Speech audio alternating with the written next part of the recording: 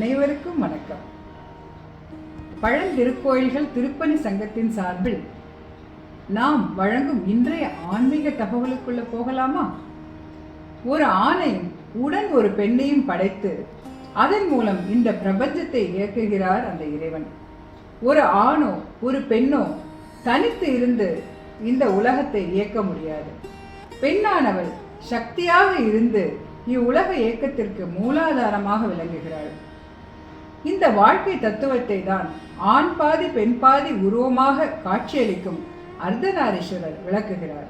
சிவன் தன் உடலில் பாதியை பார்வதிக்கு கொடுத்து ஆணும் பெண்ணும் சமமானவர்கள் என்ற வாழ்க்கை தத்துவத்தையும் எத்தனை கோடி ஆண்டுகள் ஆனாலும் மாறாத ஓர் அரிய உண்மையையும் உணர்த்துகிறார்.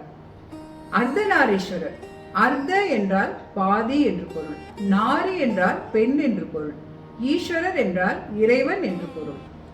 இந்து மதம் கடவுள் வழிபாட்டை தாண்டி நம் வாழ்வியல் தத்துவங்களை கற்பிக்கின்றது என்பதற்கு இதைவிட வேறு உதாரணம் வேண்டுமா? அர்த்தநாரீஸ்வரர் கோவில்கள் தமிழ்நாட்டில் பல்வேறு இடங்களில் உள்ளன.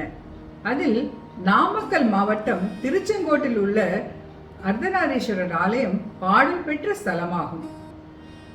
இன்னும் ஒரு ஆன்மீக தகவலுடன் நாளை சந்திப்போமா? நன்றி, வணக்கம்.